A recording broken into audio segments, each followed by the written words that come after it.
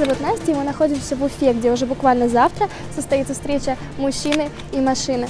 Ты спросишь меня, зачем я тебе это рассказываю?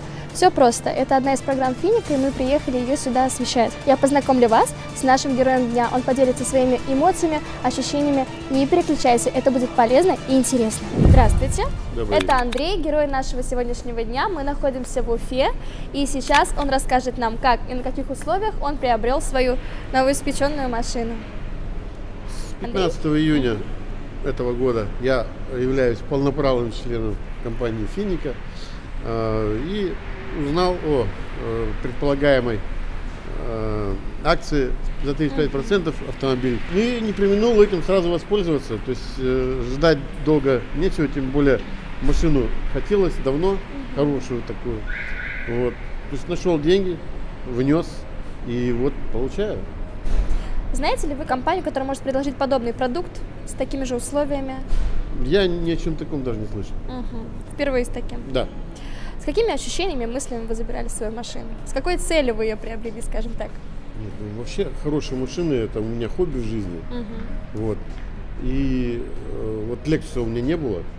Вот я решил попробовать. Теперь есть. Тем более, есть, да. И тем более за такие деньги.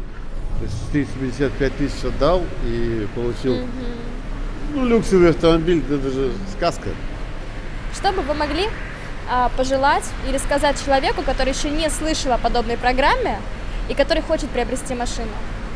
Чтобы долго не думал, потому что чем дольше думаешь, тем меньше шансов вот это все вот увидеть вживую.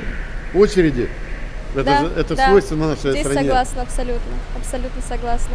Ну и в итоге, что бы вы могли пожелать себе со своей новой красоткой и нашему Финику? Нам с ней долгой совместной жизни, качественной. Вот.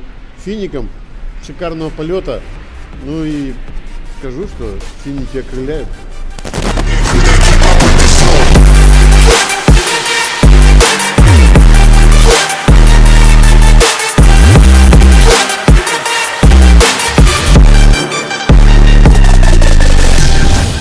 Покорять дороги Челябинска и не только. А мы отправляемся дальше.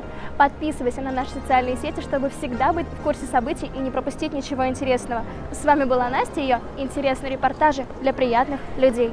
Спасибо!